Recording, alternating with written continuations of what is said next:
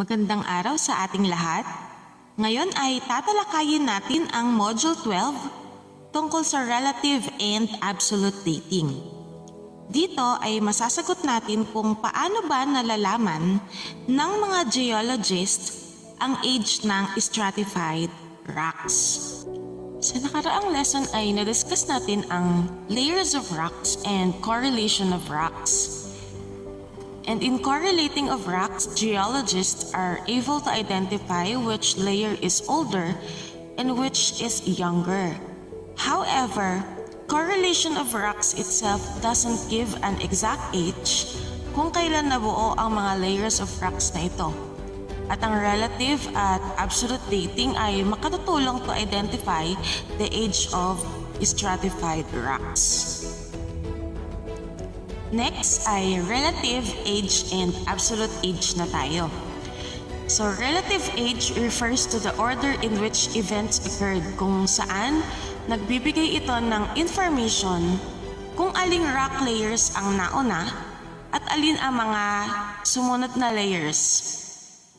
At hindi ito nagbibigay ng eksaktong number o age ng layers. And with the relative dating, geologists use field observations to determine the relative age of rocks. While absolute age, it refers to the age of rocks in years, kung saan ito ay nagbibigay ng exact age kung kailan nabuo ang mga layers of rocks. And in relative dating of rocks, we have 5 principles used in determining the relative age. First is the original horizontality principle, kung saan ang mga sediments ay nadideposit in a flat layers and maintain original horizontality. Next is the principle of superposition, kung saan ang layer na nasa pinakailalim ang pinakamatanda at pinakabata naman ang layer na matatagpuan sa mas itaas na part ng rock layers. In principle of cross-cutting naman ay nagkakaroon ng magma intrusion sa layer of rocks kung saan ito ang pinakabatang part ng layer. Fourth ay principle of faunal succession. Dito ay ang pagkakaroon o presence of fossils in rock layers, and with this, geologists can determine which period in the Earth's history nabuo ang mga layer ng rocks na ito because of the fossilized organisms present in the layers of rocks. And last is the principle of lateral continuity.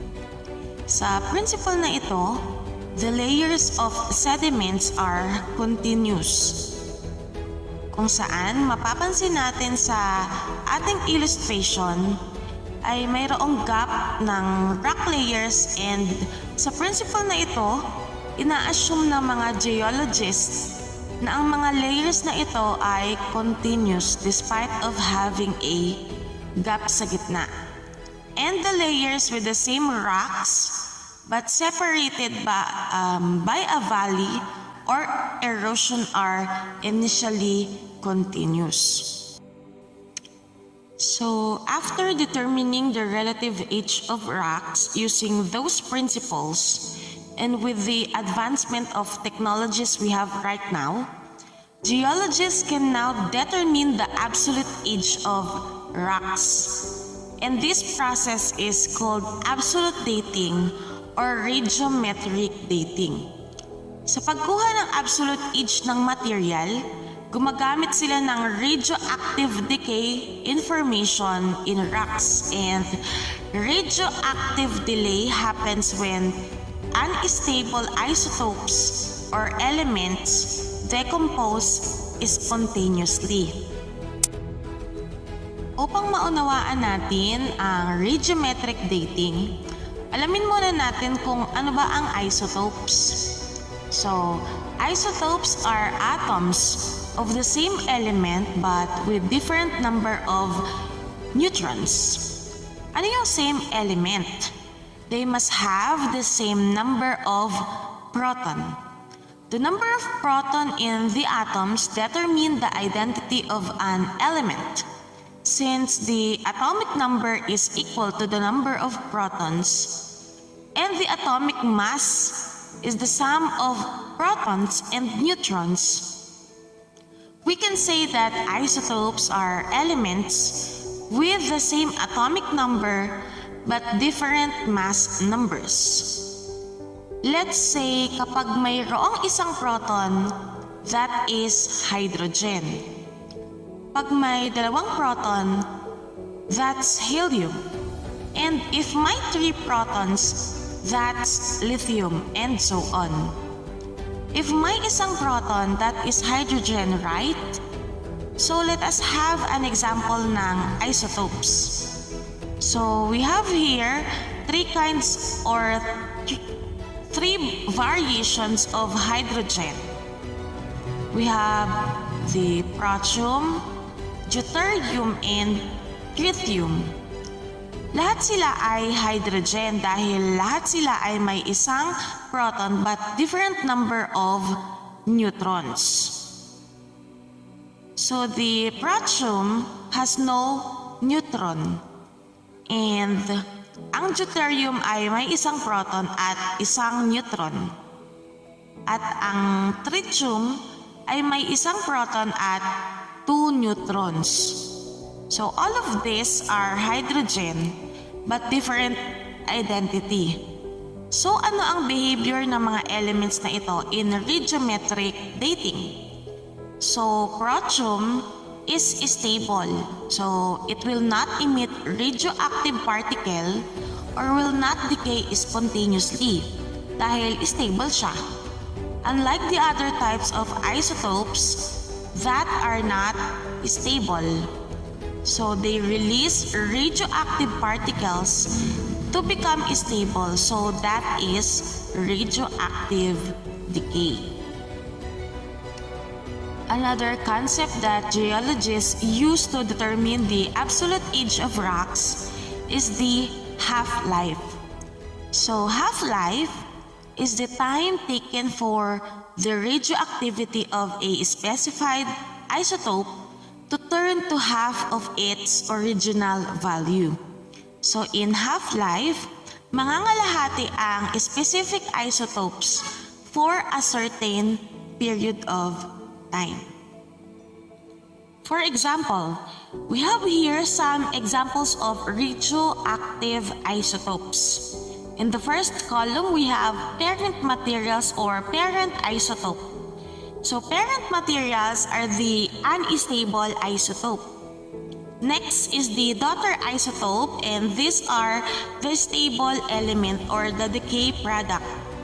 So let's start with the carbon-14. So carbon-14 has the half-life of 5,730 years. Ano ang ibig sabihin nito? Kung mayroon tayong certain amount or of carbon-14, it will retain its amount until ma-reach niya ang 5,730 years, kung saan ay madidisintegrate siya into half of its value. So half-life is a natural process and has a fixed number of years or it does not change. So every 5,730 years, a certain amount of carbon-14 will turn to its half of its value. For potassium-40, its half-life is 1,000 or 1.3 billion years. Uranium-238 has half-life of 4.5 billion years, and uranium-235 has 710 million years.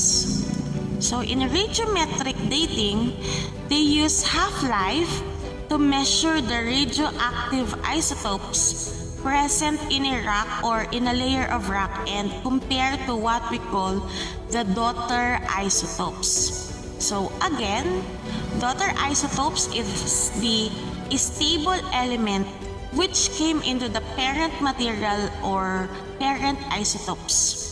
Sa example natin, carbon-14 is the parent material, and after 5,730 years, some part of these parent isotopes will turn into more stable isotope, which is the nitrogen-14.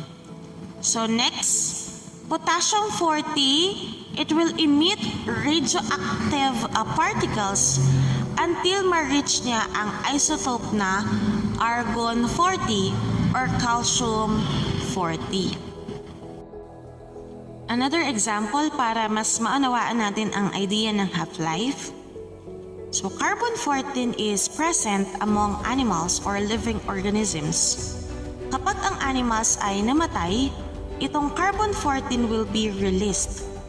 During death, yung amount ng carbon-14 is 100%.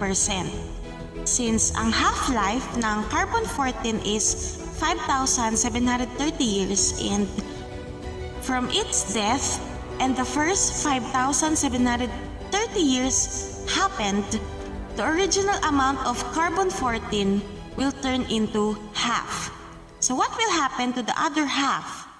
Ito ay magiging daughter isotope. So magiging stable na siya in that case. Another 5,730 years have passed. The 50% will turn to its half again. At madadagdag ulit ang half sa kanyang daughter material. So ang 50% will turn to 75% na. So the trend is that as time passes by, the parent material to become stable is decreasing its amount. And nade-deposit naman yung na-release na isotope in the daughter material. At dito nagtatapos ang lesson natin in relative and absolute dating. Thank you for watching.